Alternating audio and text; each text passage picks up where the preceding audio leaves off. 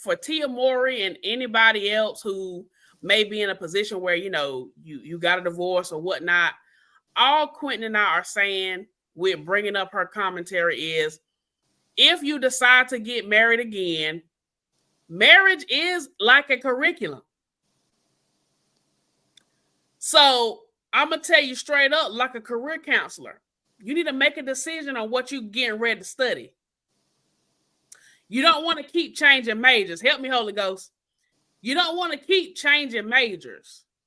You want to stick to a major and see it to the end.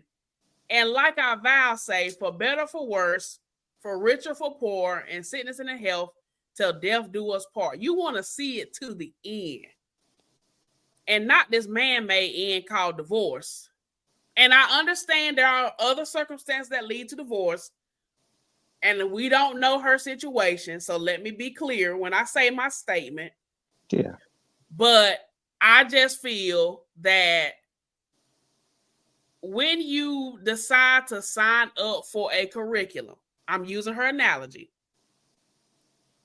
go into the curriculum understanding that you are going to be in some classes that you don't know about. And you're going to have to learn as you go. A doctor does not just walk into his school or her school and become a doctor. They have to go through the coursework. I know I went deep on that, y'all. I'm sorry. I'm sorry. But it was a good analogy until she got to the graduation. I think that she, because you have kids, I just think there's some things you should keep out of the media bottom line to protect the whole family dynamic. Bottom line, right? There's a wrong and a right way to do things. To be honest, if you were gonna do that anyway, go get paid for it. You could have put that in the book. All the details, true. That belonged in a book. At least make somebody work for it. You ain't even making nobody. No, people don't even make people work for the commentary anymore. Put it in a book. Right. I mean, I don't agree with it regardless because it just feels like an assault on the whole family dynamic. They have children involved. And some things just ain't worth putting in the media because everything you put in the media is up for grabs. As we are commentating on it right now, not as a form of disrespect, but just as a sharing our opinion, just like she shared her opinion about her situation, the circumstance. But if you go back to the popular show Love is Blind, and you remember Clay and what's the young lady's name? AD. And AD. That was the popular one. I'm sure everybody remembers. But if you go back to Clay's parents talking, to me, even though he did her wrong, she still was respectable. Like there was a common ground, like the communication was still like, hey, you know what you did. You know why we not together. But this is what we got going on right now. This involves our son. And I think that, to me, that was just a good illustration of a little bit more effective communication. Now, granted, it did kind of flip a little bit, but still, it was a lot of emotions. But as high as those emotions was in that one moment, that was handled pretty well and respectable. Right. You're right. Despite historical events that may have occurred. I won't dig. Dun, da, da, da. But yes, so marriage is like a curriculum. I'm gonna give her that sentence, but the second part, and children are a celebration. But graduation,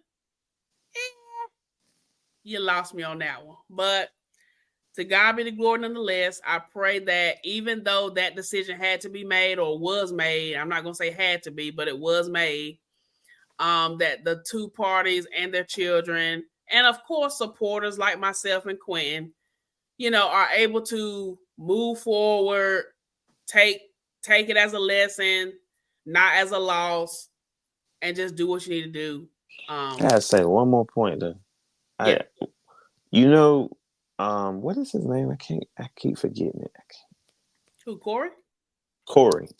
So Corey has, Corey has is about to be one of the star casts in a movie that Tyler Perry is putting on.